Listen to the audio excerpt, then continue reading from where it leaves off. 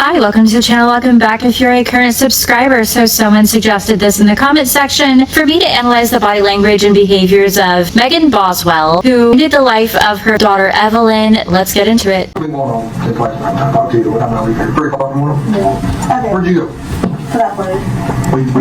We transported her from Sullivan County. Okay? Okay, I talked to Dad this morning, and he was going on that, like, sometimes my mom says words I don't. Right off the bat, a few things I want to note are that, for one, I can't control how clear her face is in this specific video because this is all I could find on this. Although I'm aware that there are other news interviews out there, I was unable to find them. So her face is not clear. I can still tell quite a bit from what I am seeing here. And what's alarming to most people, especially if you are a parent yourself, is how casual she is. Her entire demeanor is as if she had lost an appliance, or she's catching up with a good friend, and this is just a little chat and not an interrogation about the loss of her own child. So that in itself raises alarms for many people and makes her look guilty, certainly. Now, that doesn't always mean someone is guilty, but it definitely points to something else going on there. What you also see her do is start to tell these interrogators the story that isn't really entirely relevant, and again is done in a casual manner, and also is more about herself than her child. Whereas normally what you would expect to see is a mother who's missing her child talking about her child and how they can come up with solutions. Even right off the bat, that's what you would expect, because that is what she's there for, and she knows this.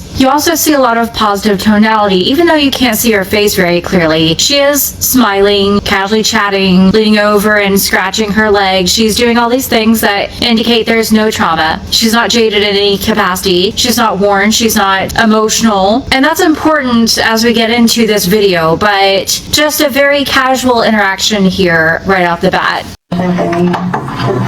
They're another language. Yeah, Dad knew what I was talking about, apparently. But he was going on that she was like, whatever, he told her not before he called you all, and he was going to. And she was going on, oh, she's going to jail, like she can't be around here anymore, she'll have to leave and not come back and stuff like that. Your mom told your dad that? Yeah. Why? I mean, I don't know, but that's, you know, a big thing. Well, what makes it is? And then yesterday in the car, she tried to start. I've also noticed a lack of blink rate, and this could indicate deception. This could indicate that she is very focused on the reaction of these interrogators and really listening intently to what they're saying to see where she should take this narrative. We're seeing a lot of that, but where you saw a lip compression when she says, I don't know, and asked why her mother would tell her dad something. Then she leans in towards the interrogators. This is usually to connect with people, to build rapport with people, which she would not have to do if she didn't need to be on their good side in any manner. She would not be concerned about this if she were more concerned about her daughter and her daughter missing. We see her lean in towards the reporters, and you see an eyebrow flash around. That's a big thing. Stressing significance towards something that is not relevant to her daughter, and again, finding her daughter. She is not offering any solutions towards that, any questions about that. What she's doing is setting the scene for something that she's going to tell people later, setting up this narrative that might free her of guilt in this trial. Towards like Mendota, Virginia, and I was like, hey, like, if you're not taking me up there, that's fine. Like, pull over, like, I'll call my dog and leave it. What's in Mendota, Virginia? I don't know. Mendota? How you say it? Yeah. Okay. Is that how you say that? That's right. Mendota, you mean D-O-T-A, Virginia? That was a question for me. Yeah. So, does she know people up there? Not that I know. Do you know people up there? Yeah. She starts to get very uncomfortable when she's asked about the pronunciation of Mendota. She has her hands now squeezed between her legs in a manner that's a bit not only protective but indicates anxiety. She also lowers her tone when she says, Mendota, is that how you say it? So this tells me that she's very interested in how she's being viewed here. And again, not so much about where her daughter is.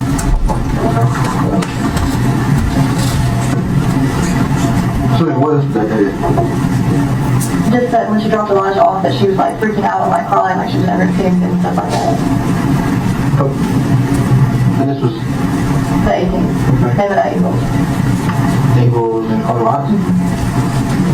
I also notice she adds a lot of filler words when she's speaking sometimes, especially when she wants to distance parts of this narrative from either herself or what's actually taking place, and so she will use like a lot. Now, that doesn't indicate guilt or deception itself. Usually it has to be among a cluster of things. Given that we're not seeing a lot going on here, that in itself does not indicate guilt, but is interesting and can be distancing from what's actually taking place.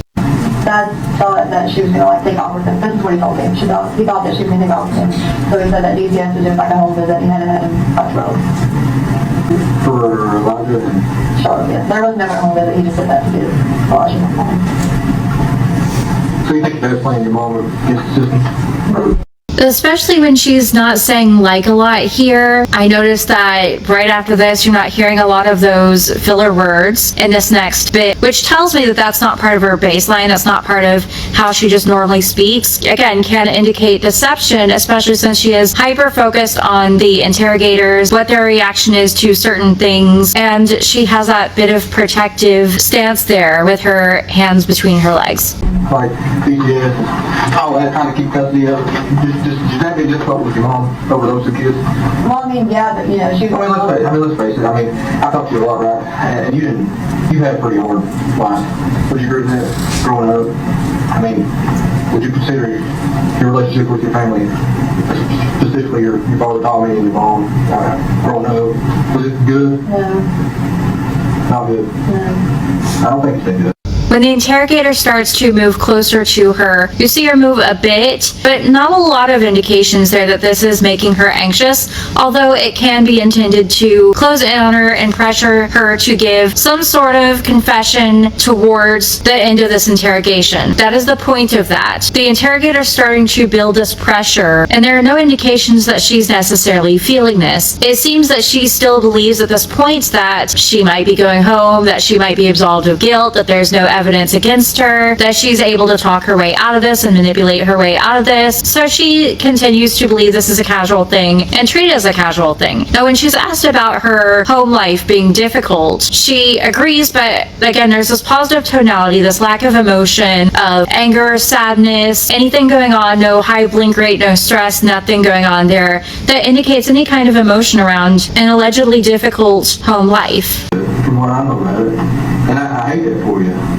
You know, it's hard to grow up in an environment like that. I know. Because when you were in foster care, right? What was the deal there? True. They put you in foster care for currency because you couldn't. I ended up missing a lot of school until I got literally dehydrated to the point that I could not walk when I was pregnant with Evelyn because I just couldn't keep anything down like animal. And they put you in foster care. But did you have a strained relationship with your mother growing up? Mm-hmm. I mean, was it difficult? I mean, I was more with my grandparents and then So your grandparents raised you? yeah. Mama didn't care much about you, or Mama was strung out on drugs? So, Right? yeah. I mean, I can imagine having to live in a home where my mom don't know where I'm at. Part of what interrogators will do when they're not trying to exactly put pressure on you is to give you this out, this justification for why you might have done what you have done, so that, again, you might confess in an interrogation room under this justification that, in this case, Megan's home life was difficult, and therefore she might have traumas that made her do what she did. But she continues to treat this casual. A lot of positive tonality, a lot of smiling, laughing, talking about this as if this was a party she attended and not a difficult childhood as it would be for other people. And again, this is alarming to most people, especially if you are a parent, because there has been no question about her child, no bringing up her child, Evelyn, no indications that she's concerned about that whatsoever, just listening intently to what the interrogators are doing and saying and letting them lead the conversation. Or how she can't function because she's so screwed up all the time. You know, jacked up on meth, or she on meth, is that her drug of choice? Her and I used to do both. Cocaine? Yeah. I mean, that's tough for a kid growing up in an environment like that. I get it. So I guess when I got older, me and Mom talked every day. Like, we'll take five where we don't talk for a little bit. Like, this thing her started, like, really talking, and, like, I talk to her every day. Except for yesterday. Exactly, that's what I'm saying. What's the deal there? Yesterday she dropped me off and she was like, well, you have to talk to these people, I don't be involved in it, blah, blah, blah. And I was like, okay, that's fine, you don't take me up there. Like, you can just pull over and I'll have him forget She it. doesn't want to be involved in it. That's what she said. Why would she say that? I mean, Why would she be involved in the first place? Explain that to me. I really don't know. If I did, I would tell you. So now it almost seems, if you listen closely, that she's trying to make her mother sound guilty of something. As she says that normally her mother and her talked all the time. They would talk almost daily, and then all of a sudden they didn't talk the day prior to this investigation. And that's a bit odd to her, a bit different, something's going on. She has those eyebrow flashes, she's leaning towards the interrogator, really trying to build rapport, and again, keeping this pretty casual considering the situation here. No evidence of stress, no evidence of trauma of any kind. Now, sometimes we will go into the flight, fight, or freeze response when something traumatic is going on, and this should be. Again, that's part of what raises alarm bells for most people, is how casual she's treating this, and that there's no indication of her being angry, sad. You don't see any kind of defeat in her body language, even no slumping over, just more of a protective stance, that abdominal blocking there, and trying to build rapport with these interrogators to manipulate them into thinking she's a good person, she's friendly, she's not aggressive or bad in any capacity, and more concerned with that than, again, finding her child, and has not brought up her child. In fact, the interrogators actually have to lead her back to this being about her daughter. It seems that they almost have to force her to talk about her daughter, and that is pretty interesting and does indicate a level of guilt, at the very least, a huge lack of concern for her missing daughter that is not normal in any capacity, and is usually associated and can be associated with people who have personality disorders such as antisocial personality disorder, where her prefrontal cortex is not fully either developed or completely intact and attached to her amygdala. There might be some damage there, which can lead to a lack of empathy and a lack of responding to things in certain situations in a way that would be considered normal. And I asked Dad if he gone for that first. He's like, well, I'm not telling you if I have or haven't. He's like, why do you want to know? And I was like, we're trying to find her. He's like, well, no, I haven't. Yeah, we're trying to find her. I mean, I told you last night, I'd say there's 80 people right now, probably more than that, across the state of Tennessee that are doing nothing but look for this child. That's it. Okay? There's probably 50 of them up here right now. And like I told you before, last night, there's got to be more. I mean, you're not a dumbass. I know this. Yeah. And I'm not a dumbass. And I've been 100% honest with you. I mean, I don't lie to you. I told you, yellow string, jump up down, big table. But there's got to be more to the story. Well, Mommy told me that she was talking to Ethan about it. When? Whenever her not. She continues this positive tonality, almost smiling completely when she's bringing up that her mother talked to Ethan about Evelyn, her daughter, and something, again, I keep repeating because that's most of this case, is that you just wouldn't expect that you'd expect a worn, sobbing, angry mother, something along those lines. One of those things, that's what you would expect here. And you're not seeing anything in the eyes. You're not seeing the underside of her pupils. She's not looking defeated and slumped over. She's not aggressive in any capacity, demanding answers, demanding responses, though this interrogator does seem to give her information about there being officers looking for her daughter. And it seems that Megan almost wants to make this an issue of the police. They didn't find her, that's on them, not on her. She didn't do anything. And that seems to be the narrative she's trying to now pin on this interrogator. And he's saying, listen, I know that you're not basically stupid. You know what's going on. There's more to this story. We know there's more to the story. We have several officers looking for and have been doing nothing but looking for your daughter. So what's going on? Megan just keeps fixating on this interrogator. No blink rate. She does have her head down, this protective over a vulnerable part of her. Typically when people are feeling defensive, that's what they will do. You see that, but she continues to fixate completely on this interrogator as he's telling her that they do have officers looking for her daughter. And she's saying, well, I don't think that people are actually trying here, pinning guilt on everybody but herself, even though she has not personally offered, from what I've seen so far, any solutions in finding her own daughter. She's not out looking herself, it seems. She's looking for people to pin the blame on instead, and she's hunting more for that than her own daughter. I first started talking to you, so it was kind of like a little bit after January. your mother told you that she was talking to Ethan about Evelyn. She did. And how was she doing that? On the phone. She never specified. Okay. Do you think she was calling him, talking to him like we are, or texting him, Facebook message, what? She says on the phone. Okay. I don't know if that means text or not. You assume it'd be phone calls? Yeah. But that's just my assumption. Right. Could be other ways. She doesn't have a Facebook, but will have a Facebook. So now you see a lot of things that veer from her baseline here. Her protective stance, and she uses this asymmetrical one-handed response, and then she gets quiet when she says that that's what she basically thought was happening. And she says, well, I don't know, offering that maybe she's inaccurate so that if it's found later that this was a lie, she's not caught in it, the guilt is not placed on her. Just looking for guilt to be placed somewhere, blame to be placed somewhere instead of herself, instead of solutions for finding her daughter. What changed? What changed? Something had changed in the past 24 to 48 hours, maybe just a little bit more, with you and your mother.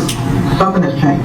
She just kept getting mad at me and said she was like, don't be Boston. She was like, don't involve me in it. And you told me that and told me that. I know. You told me that 100 times. Well, that's all she told me. There's nothing more. That's all she There's told me. nothing more. Your mom that you just told me 10 minutes ago today. She'd also got into this turtling, which is a bit protective and defensive. Normally, that's what people will do when they're feeling some sort of shame about something. And then the interrogator says, well, something changed. What changed? Her head tilts in this interest, in this intrigue. She's listening intently. She wants to play up confusion about the situation, but she's feeling some sort of interest about this particular part. So the interrogator perhaps isn't able to get an honest, full response from her, and she's also not having to offer that up. It can be a bit of emotional blocking in this case. People may emotionally block by sobbing loudly, by putting on an entire act. This distraction to keep an interrogator or officer or whoever from further asking, from further receiving responses from the person who is suspect. She told Dad that she was going to jail. I'm talking about what she told you. And you had this great relationship. Just come out. Me and Mom, we got back together since I grew up. We got a good relationship and this and that. And you talk every day.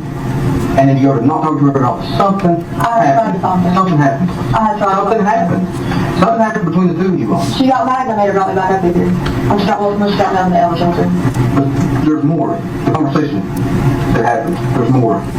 Well, she kept trying to go to Virginia, and I was like, why are we going up there? She's like, we just need to go, and I was like, no, like, I can't do that, like, I need to be up there. She's like, we're going to Virginia, and I was like, no, we can't do that, and then just kind of went like back and forth, and she was like, Now, she has a strange narrative around going to Virginia. When asked prior about what's there, she says, I don't know, but she says that with a single shoulder shrug. So you get to see a little bit of what she might look like when she's being deceptive, because more than likely, if she's that aggressively against the idea of going to this place, she does know it's there. Something's there, and she doesn't want to be there. Normally, we don't do that unless we do know what's there and what we might not want to be there for. You get to see a little bit of what might look like deception there for her, as well as a series of other things, such as her lack of blink rate, her mouth compressions. She has a lot of lip compressions in this particular bit, especially as they start to talk about Virginia and her relationship with her mother, who she claims she has a good relationship with, that she talks to nearly daily, except for that one day, which seems to be bizarre. There was no indication of her really thinking this was bizarre, but that is her narrative there. And you're seeing these lip compressions. That's often someone wanting to say more, holding something back. And so it's interesting she has this, especially around going to Virginia. Something's there, and she knows what's there. Now, I know in the comments people are going to tell me, but just for the sake of analyzing her body language, this is just what I'm seeing. well, we had to go up there, and she's like, I have to drop the wheel off somewhere. It doesn't have to go. It doesn't have to do with going to Virginia. It has to do with why you're here and why we're trying to talk to her and Evelyn and the whole deal. That's what the conversation was about. There's no doubt in my mind. Y'all had a conversation. She hadn't asked me what I told you all, or what you have told me that she had done. And I was saying nothing. She's like, okay, keep it that way. And she's like, So wait. Slow down. Your mom told you to not talk to us, and if we ask you anything, not to tell her anything? yeah, not Okay, why? Why? I don't know, but she didn't. You don't know why. She didn't want you to know anything where she. The The interrogator starting to get a little more aggressive towards Megan, and Megan starts to show that she's feeling a little bit uncomfortable, especially when she's being questioned. Why? What was the conversation with your mom? Something happened there. You're not letting us know. Because he knows that there is more going on, that there is a real reason that she's not showing any emotion, finding any solutions, that her narrative doesn't really add up, and that she's also placing blame on anyone but herself. But especially the fact that she is able to talk about all of this, all these difficulties and things that would be traumatic to other people with no emotion, no sadness, no anxiety, no anything going on there. In fact, it's more of a positive tonality if there's any emotion at all. Within her narrative, she's smiling, she's smirking, she's laughing, her head's up in confidence, turtling when she feels shame or feels reprimanded about something, again, is not in relevance to her daughter, but indicates that she is very focused on what she looks like at this point. Was or anything like that. Why not? If I knew, I would tell you. Well, you got an idea. Well, I didn't think I got it until I told me that. You got an idea. Maybe you can make Evelyn do it. Listen, you know, maybe Ethan gave Evelyn to her. What makes you think that? Well, I mean, she probably just taken off. What do you think Ethan gave Evelyn to Angela? Maybe before he left her back. Let's Me and my mom weren't really like on talking day-to-day basis at that point though. let's just assume for now that's true.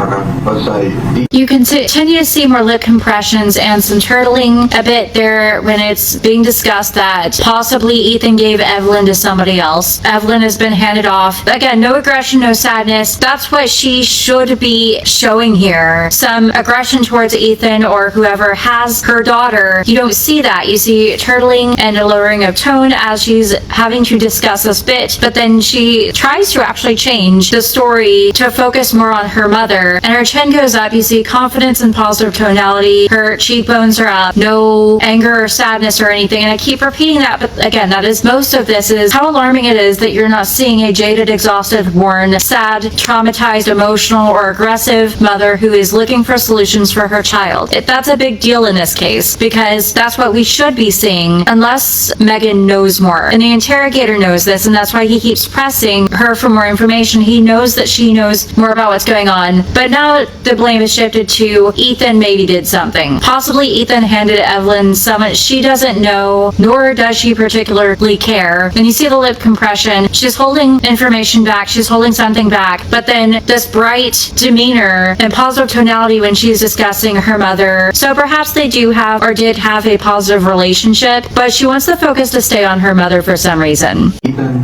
has Evelyn on the 26th, we'll say the 27th, he says, Angel, yeah, I've got Evelyn, you come get her. Okay. Why didn't your mom tell you, hey, I've got Evelyn? I don't know. Did your mom tell you she had Evelyn? No. I even asked her and she just got me mad at me. When did you ask her?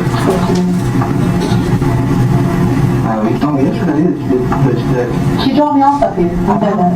I do. Well, I asked her if she had her. I said, do you know where she is? What did she tell you? She wouldn't answer me. She just kept going on. You don't need to go up there.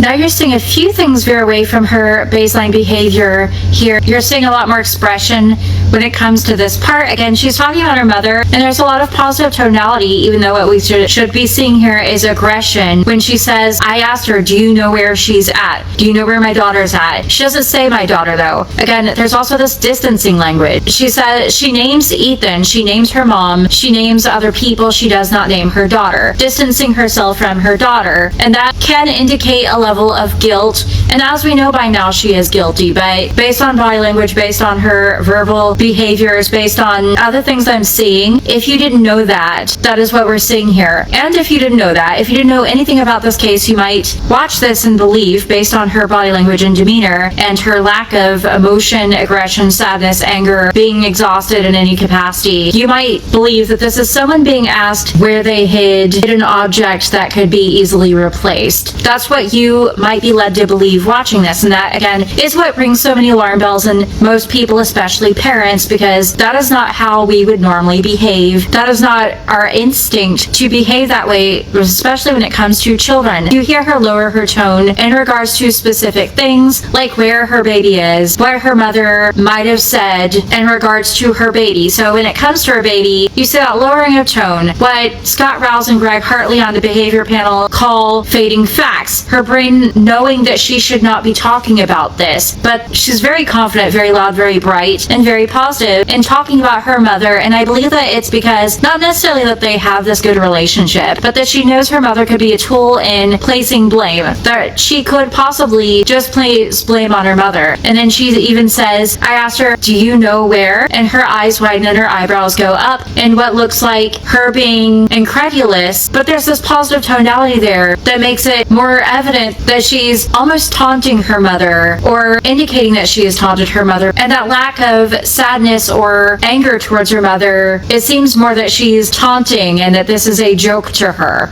I'm good. You don't need to tell them anything. Have you talked to anyone today that can help besides your mom? We know you talked to Tommy, your dad. Yeah. Who else you talked to today? That's it. Did you talk to Hunter? When did you talk to Hunter? A little bit before I came up here. What did you talk about? He was going on about Facebook, and apparently my mom said they were going to kill me and about the chicken trap. Dad's confident. Dad's been blowing me up. But Dad cares about the baby.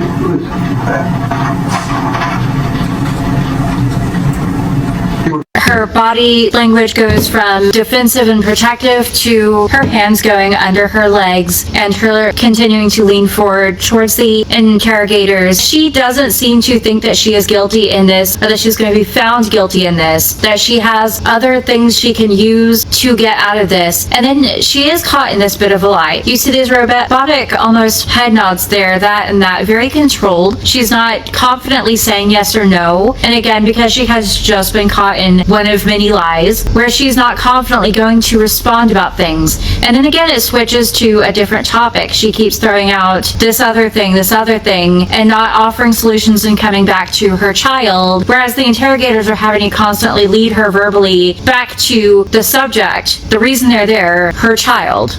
What you said just a minute ago.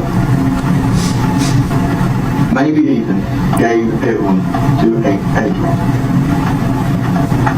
That's what you just said. Maybe. No. That's what you said, but it's how you said it. Okay? I don't know for sure. I'm going to be honest with you. Let me talk. Okay. I've been doing this a long time. I've talked to a lot of people. They're sitting right there in the same position you are. I know when you're not being 100% honest. Just like I knew yesterday when I... Her grip seems to tighten again. We've gone back to her telling this interrogator, maybe Ethan gave Evelyn over to somebody else. She continues to lean forward. That seems to be this plea for connection, this rapport building, although she at the same time seems to be gripping her seat, and that indicates some level of anxiety, and her baby's been brought into this. So you didn't see that in other places in here. That's not part of her baseline, whereas this part indicates something else going on, at least a level of anxiety. And her throwing out all these maybes, possiblies, I don't know, all of this uncertainty is not normal. Is not how we would normally behave when missing something very important, such as your own child. Not offering solutions. She's not even willing to talk about her baby. She has lowered her head, a bit defensive and protective there, at the same time leaning forward. Again, this plea for connection and building rapport with this interrogator, in hopes that this interrogator will be on her side and not consider her aggressive and unfriendly, even despite her verbally placing blame on them at one point. I told you that you didn't run out of gas and walk down the road. Mom dropped you off.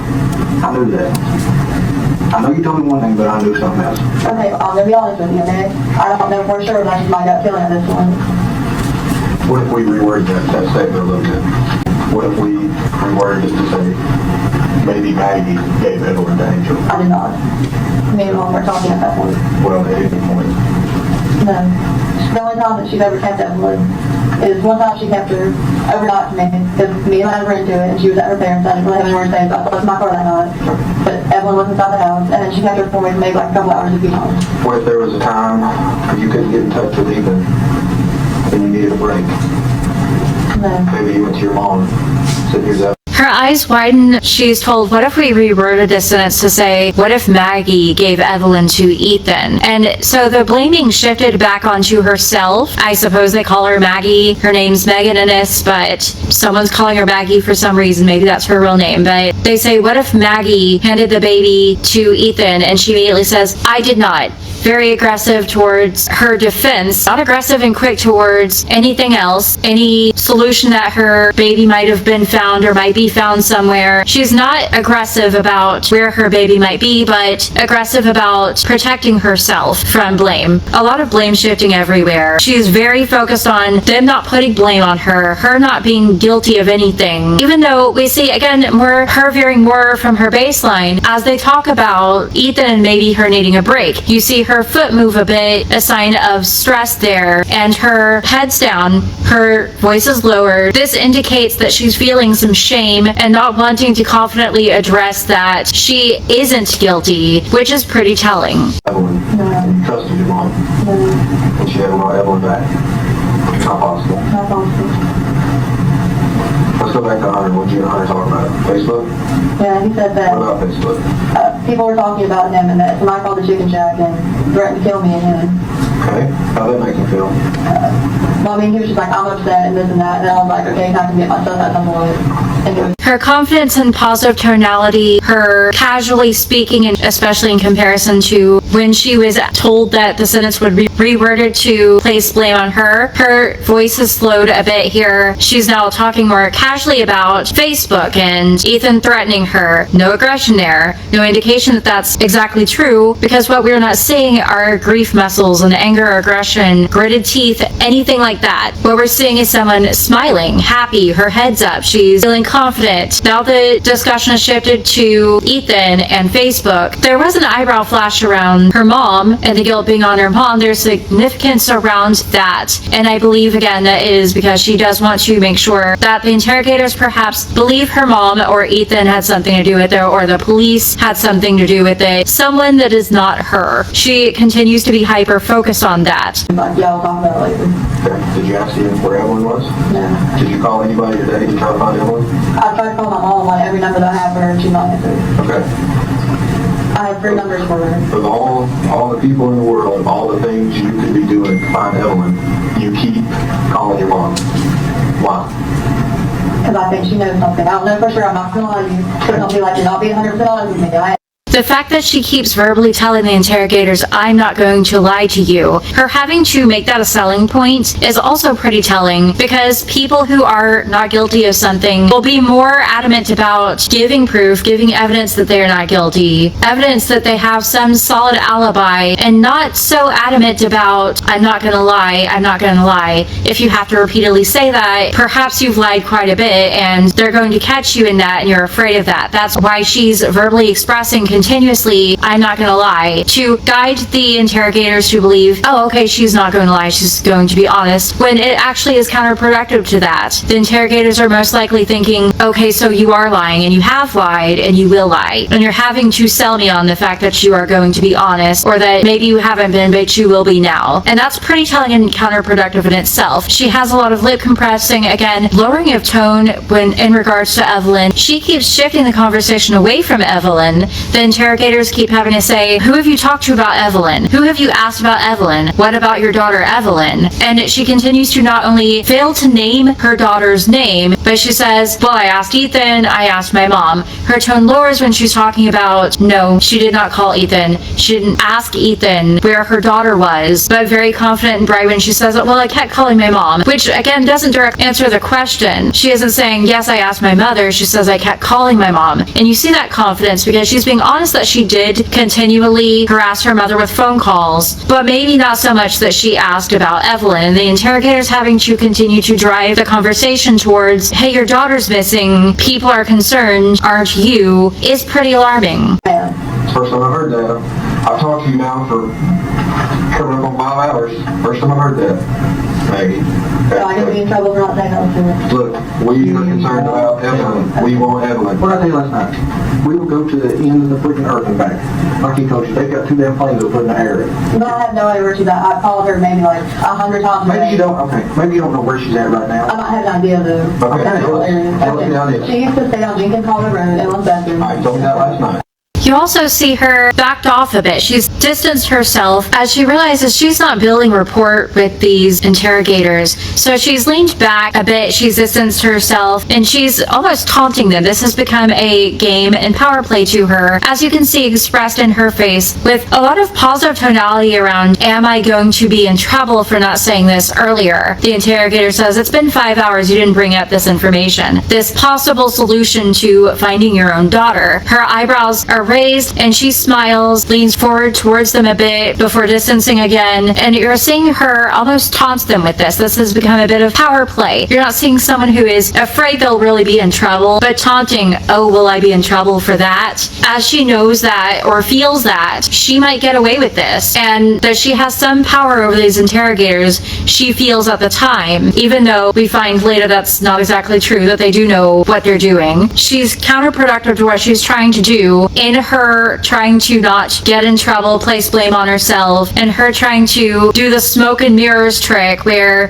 the interrogators are not talking about Evelyn, her own daughter, and she doesn't even name her own daughter. This is not a mother who is bonded and connected with her child. She is taunting and feels this power of these interrogators as she does not believe at this point she is in trouble, that this is perhaps a game to her now, and she's actually taunting the interrogators at this point, leaned back knowing that she is no longer trying to build a rapport, that they are onto something here. Okay. What makes you think she's there right now? That's the only place I know that she would go The to. 3 we talked about last night. Yeah. Okay. And then her and Willie used to camp a lot. I don't know where she got like exactly her like trespassing and assault charge like Scott County, but I know it's close to that river. Pretty close to be, excuse me, in Virginia, pretty cold to be camping. Will has a camper. Okay. Mendoza, Virginia, Scott County. Yeah. Tell me where they're at. I don't know exactly where they're at. You got a good idea. You know, yesterday when I had you taking me to places, those are like the only ideas I have. Answer your question. Okay. Whose profile picture is that? Mine. Alright, I'm gonna read something to you. Okay. How's that? Interestingly, she showed her profile picture and she's very confident and clear about mine, that's mine. Again, not towards her daughter and talk about her daughter. It's she, her, she names Will, she names Ethan, she names her mom, does not name her daughter, does not want to talk about her daughter. She doesn't call her daughter hers, I don't know. And she throws a lot of the filler word like into this particular sentence about Will going camping before she offers up that Will has this camper. Her head's down, she is a bit defensive and protective when it comes to her being caught in this particular lie, as she does not want to feel guilt or any guilt being placed on her, any blame being placed on her about literally anything, even something as simple as a camper. But this profile picture, she very confidently, proudly says that is mine, admits to that, so the interrogators see what it's like when she is confidently answering something, when she does own up to something, as opposed to earlier when it's like, and these robotic head movements, and I don't know, maybe. Again, this seems to be a game of her hiding an object that can be replaced, something maybe valuable to them, hiding something and making it a game for them to find it, as opposed to a mother looking for her daughter. Good, mean as fuck. She hates me. I don't have a child to inform you about, sadly. Not yet. What? What do you mean I don't have a child to inform you about? That's what somebody said to you. Did I see that? You can. How's Evelyn? Good, mean as fuck. January 26th.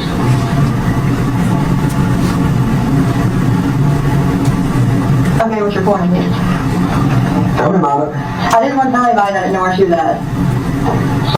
So now it's been brought up that there are these messages that the interrogators know about where she has called her daughter things that aren't necessarily nice and doesn't paint her in a good light. Instead of focusing on the interrogators as she had been throughout this interrogation, she then focuses on this phone. You see what could be a freeze response. Again, interesting because it's not in regards of her actually finding her daughter. You see the seeming freeze response, but it's actually her just trying to come up with, oh, what am I going to say now that this is out about me? This message that says, I don't have a child, an eyebrow flash around, what do you mean I don't have a child? Again, no naming of Evelyn, no aggression towards, wait, that's my daughter, or how dare anyone say this. Then it again goes into her taunting the interrogators. It's becoming a game, her smiling and saying, well, what about it?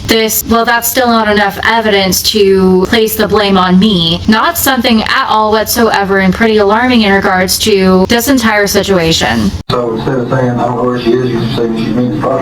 Excuse me. Okay? That's new information. That's new information. Last night she was the sweetest baby to ever grace this earth. Now she's mean. That's what you said. You said she was a sweet baby, she never cried, was never a problem. Now she's mean as fuck. And you need a break. Tell us about it.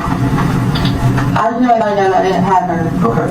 So I'm making excuses why I didn't have her. Why not? Because I felt like it made it like a bad mom. I didn't want Well, look, let me ask you this way. I don't. It's also pretty telling how she does have a number of excuses and how she has this conflict in story that she can't really explain away here. She goes back into taunting, though her head is down and she is being protective and defensive, and she has lip compressions around them saying, well, that's not what you said earlier. The fact that she is telling different people different things is also pretty alarming and an indication of guilt, because if you are innocent, your story would be clear, confident, consistent, all across the board with everybody. And in some interviews, we see her feign crying when her baby's brought up to make it seem as if she really is sad about her missing child when it comes to these interrogators. It seems part of her knows that possibly they do suspect her, and then they go into it, and again, she's not building rapport anymore. She's taunting them. This is a game now. Find the evidence, and that's this power she thinks she has against these interrogators. Instead of offering solutions, she is very defensive and protective of herself and nobody else. No ownership of her child, no solutions being offered, no sadness towards her child that we saw in other interviews. You've been in there to see how many people we've got. We're not exaggerating. The number of people in there pales in comparison to the number of people on the ground. We have an entire unit in Nashville, Tennessee working on this. We've got an entire unit in Washington, D.C. that's working on this, okay? Those people are stationed in offices. They're controlling people out on the ground. These people got people out on the ground. A bunch of people, okay? You say you think it would make you look like a bad mom, okay, or a bad person or whatever. Why didn't you just tell somebody a month ago, 3 weeks ago? The only person I've talked to about it is mom. Okay. And she told me that she talked to Ethan. Okay. Why didn't you go to someone? So you see her offer this one-handed shrug, this asymmetrical body language when it comes to, I talked to my mom. When the interrogators are saying, all these officers are looking for your child, and you're saying they're not looking, you haven't even seen who's looking for your child. So your child had been missing for weeks and you weren't concerned about it. Basically letting her know that they know she is a bad mom, that she is guilty, that something's not right there, that she knows more information, this isn't normal, and all she has to offer up is, well, I talked to my mom. She keeps leading these interrogators to her mother and pinning this on her mother. It's her mother's fault. You continue to see this lowering of tone in certain instances and her throwing in filler words, except for when she feels she can challenge these interrogators, and you see her head go up and that bright demeanor, this positive tonality, no indications of grief, no grief muscle, eyebrow flashes, her feeling again that she has something against these interrogators, that they don't know that this is all just a game. Did you see the extent, we go tell me, have you passed the billboard that has the Amber Alert on it? They're all up and down the interstate. I've got a pass 3 coming in this morning. Passed probably 3 going home last night. Do you know how the Amber Alerts work? Sends out a text message to everyone. Okay? Yeah. People are willing to help. Our first thought is not, hey, let's judge mom and talk about how bad of a mom she is. Our first thought is, let's find this baby. Help us. like I said, I don't know for sure that my mom has anybody, and I would just tell you to get over it. To get it over with. But I have to It's over, it's the right thing to do.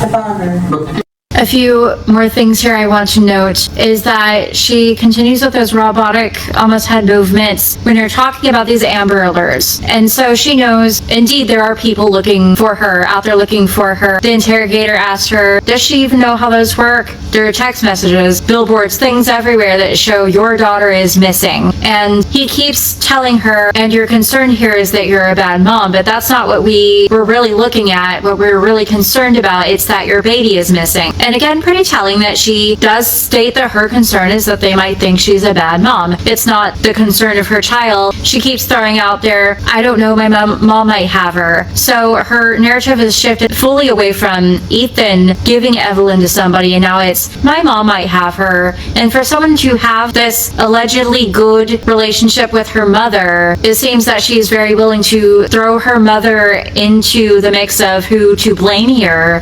very confidently and very willingly. A lot of positive tonality around that. And thus her story earlier about, well, it was pretty odd that her mother didn't talk to her that one day and wanted to go to Virginia, this place in Virginia that she was pretty confident she did not want to go to for some reason that she could not offer to these interrogators. This lack of solution, gaps in the story, shifting blame everywhere, no grief, this power play, all of this manipulation is very evident in this trial. And this is a very long one. A case of a mother who is definitely not looking for her child because she knows exactly where her child is, but she has excuses for everybody, and she has ways of manipulating everybody. No blink rate, no indications of stress except for that one instance of her gripping the seat and leaning forward towards the interrogator, as the story then shifts to the interrogator letting her know they know something else is going on. So this has been pretty long. I'm going to end this here. Please let me know your thoughts in the comment section. Please hit the like button. Please subscribe. Thank you for watching.